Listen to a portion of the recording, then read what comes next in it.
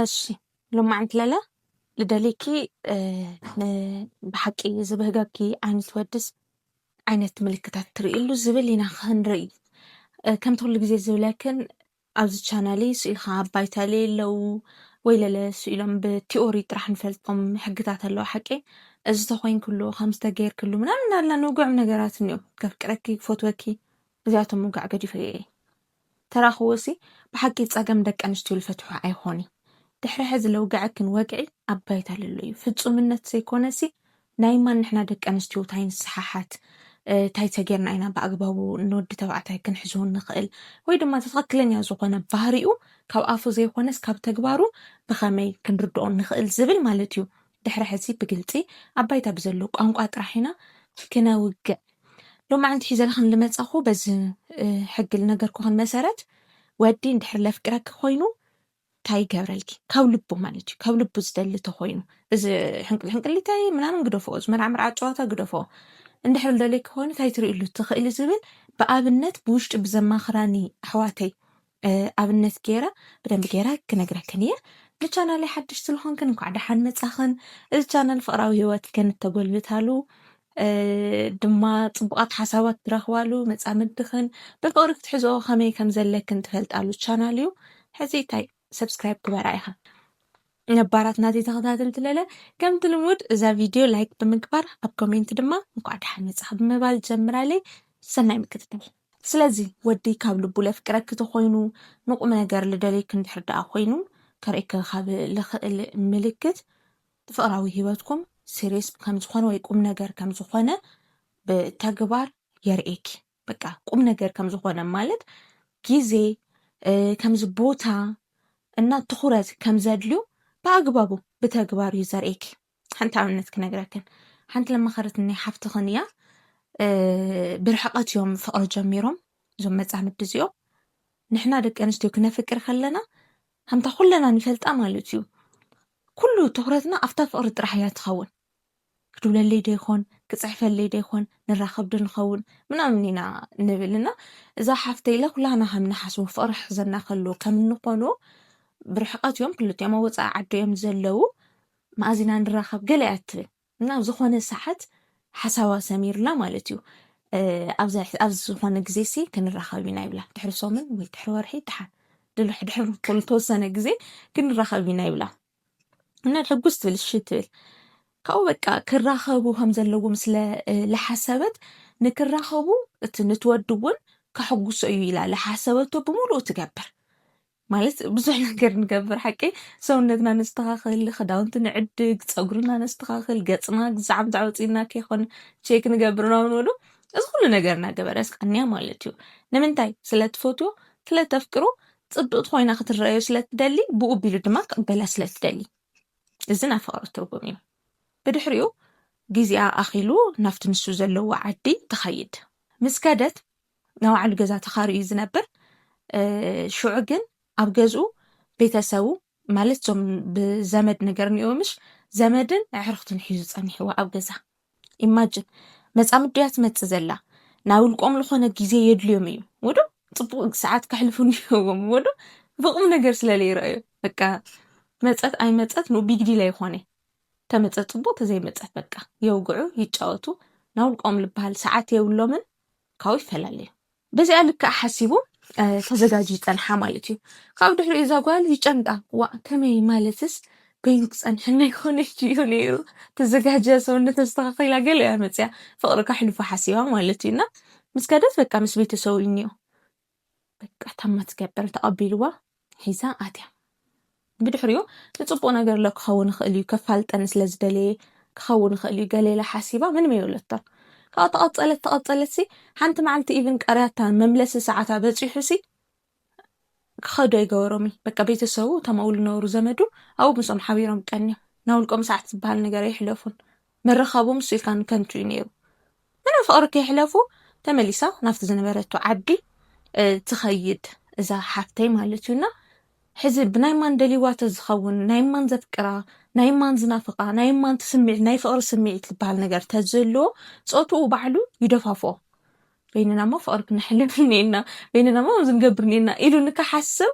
زدفافو سمعت كل نيرو من ما يجبري من ما يحلفون كم استملستون يفتوك إيه إزلا بك حبيرنا أنا حنقتصل عملك أنا منا من يلولا كتخيل كلا جن مش زمدو يزتصنحه ومش محاجته يتصنحنا إذا فقر زسي نايما تخلهنا نفدو فقر ديو استقال نجار بالني لاتني أما خير يا نيرة أنا خمسة عينات نجار تخرت لي محاب أما نقوم للو سمعت بقوم نجار لي مرأي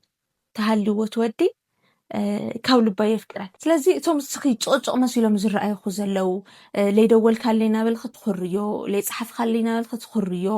ውህብቶ ስለለይሃበኒ ምናምን ናበልኪ ብውሽጢ ቀለልቲ ልመስሉኺ ጮጮ ልመስሉኺ ግን ፍቕሪ ከም ለይብሉ ምልክታት ዝኾኑኺ ልተወሰኑ ካቀር ኣናእሽተይ ልመስሉ ነገራት ንሱ ከም ዓበይቲ ቁም ነገር ለይሪኦም ተኾይኑ ንስምዒትኩም ትኹረት የብሉን ወይ ድማ ብቁም ነገር ኣየሓስቡን ማለት እዩ ኣብ መንጎኹም ንዘሎ ወይ ንዝተፈጠረ ነገር ከምዚ ዝገብር ወዲ ተኾይኑ ፍቕርኩም ብቁም ነገር ለይሪኦ ተኾይኑ ኣይፈትወክን ኣይደልይክን ኣየፍቅረክን ምንም በቃ መምፅዳቕ ኣይተድልያ መሽፍፋን ኣይተድልያ ከምዚያ ድማ ትኾን ክእል ነበልካ ምድብባስ ኣይተድልያ ካብኡ ድማ ንወዲ ማለት እዩ ከምዚ ሕዚ ዝነግረክን ዘለኹ ለይቁም ነገር ለይርአክ ትኾይኑ ኣየፍቅረክን ገለ ዝብለክ ዘለኹ ከይድኪ ብቁም ነገር ኣይትርእየንን እኮ ግን ንስኻ ገሌልክ ስለዝተዛረብክዮ بفقر يريكن ويد ما حبيركم نخططوا من نجار يجبرن قدما جمرنا ولا يو الجدة تورش الجبركنا ناخد كنهم النالكن كتزاربوا زي خونا دسي كان فلوتو أبوش تاخد بك أبو نجار ليدا لين تخوي نزود دزي عيدا لين مالتي يمكن خطر دي زي حق زكي نجار أيوه خالتي دما أبنت كخانكن همزة خالتي حفتي لما خرتني بوش مالتو تايتكبر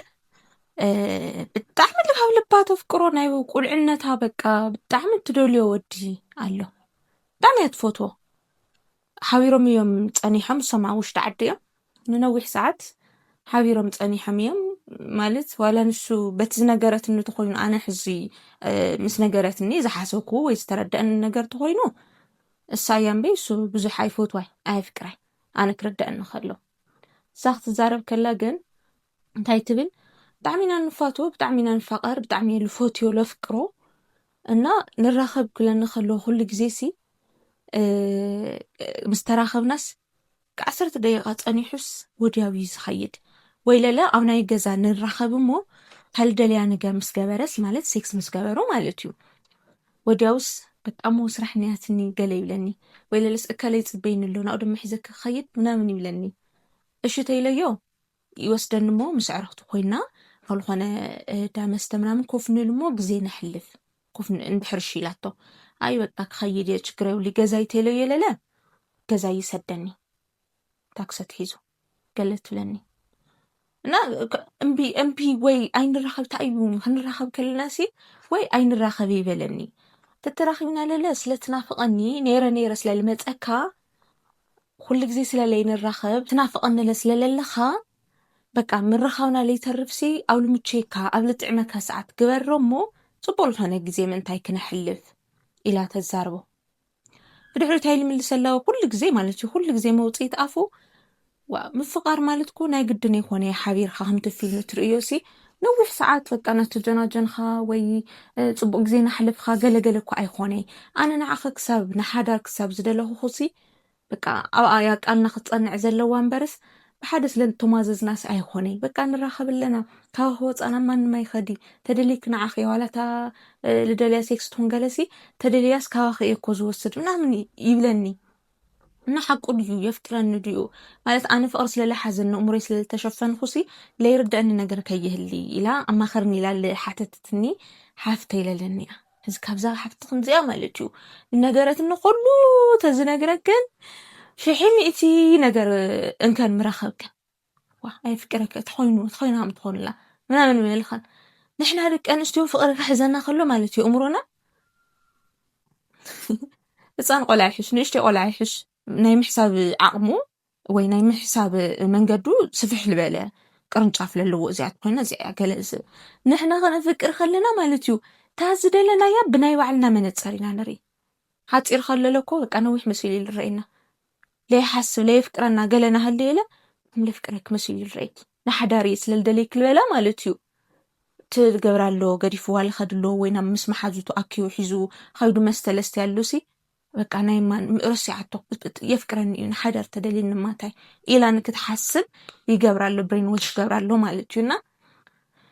ለይደሊክ ተኾይኑ ትፍቅርኹም ወይ ትምርኻብኩም ወይ ኣብ መንጎኹም ለሎ ስምዒት ብቁም ነገር ኣይርኦን እዚኣ እያ ተወና ምልክት ሕዚ ብዙሕ እኮ ምልክታት ክህሉ ይኽእል እዩ ከምዘይገብረልኺ ከምዘይኾነልኺ ገለ ክክለክ ክኽእል እየ ዋና ኩላህና ነስተውዕሎ ኣብ መብዛሕትኦም መጻምዲ ወይ ኣብ መብዛሕትና ሰውት ለሎ ብተግባር ትርእዮ ነገር ግን ንስምዒትኺ ካብ ኣፍኺ ንልወፁ ነገራት ወይ ንትገብርዮም ነገራት ንትደልዮ ንትናፍቅዮ ነገር ከም ቁም ነገር ኣይርኦን ኩሉ ግዜ ምስ ሓጨጨ እዩ ወይ ኩሉ ግዜ ምስ እናኣእሱ እዩ ወይ ለለ በቃ ብካሊእ ነገር ምስ ሸፋፈኑ እዩ ፍቅሪ ልመስል ነገር ይነግረኪ እዚ ማለት እኮ እዚ ይኾነ ታሙ ችግር ነው ገለገለ እናበለ እቲ ክገብሮ ለይከኣለ ወይ ኣብ መንጎኹም ለሎ ክፍተት ሲ ብካሊእ ነገር ብዘይተጨበጠ ነገር ክደፍኖ ልክት እንተኾይኑ እዚ እዩ ኣየፍቅረክን ዘብል እዚ ልነግረክን ኣለኹ መብዛሕትኡ ደቂ ኣንስትዮ ትፈልጥዎ ኢኻ ኣነ እውን ይፈልጦ እየ ከፍቅር ከለኹ ወይ ክተፍቅሪ ከለኺ ንርሳዕ ኣይረኣየኒ ከምዚ ኢልካ ኮፍ ኢልካ ክቢልካ ተለይውጊዕካሉ ከም ተመክሮ ተለይ እዚ እዩ ከምዚ ኢልካ ተለይ ተመኻኺርካሉ ሲ በቃ ውሽጥና ኣይሰርሕን ኣይርዳይ ውሽጥና እና ቁም ነገር ለይርኤክን መጻምድ ተሊክን ልዕሊ ምንም ነገር ንሰብ ከተማኸሪ ኢቭን ግልገብረክልሉ ብቁም ነገር ስለይርኤክ እዩ ተማኺርኩም ንሕድሕድኩም ትፈትሕዎ ፀገም ተልኾን ነይሩ ናብ ሰበይ መኸድኺ ቪድዮታት ናራኺ መውዓልኺ ኣይነው ክትመሃራ ኢኹም ትሪኦ ግን እዝታት ናገበርኸ መውዓልኺ መንጎኹም ክፍተት ተለይህሉ ነይሩ ስለዚ ፍቅረኪ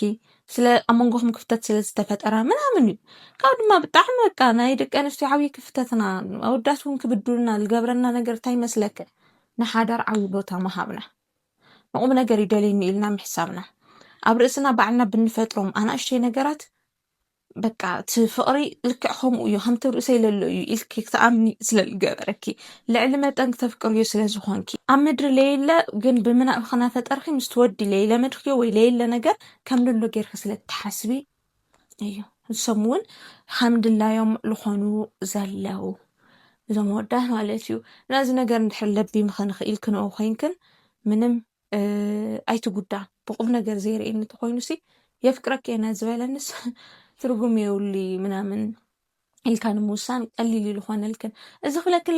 ከለኹ ለለ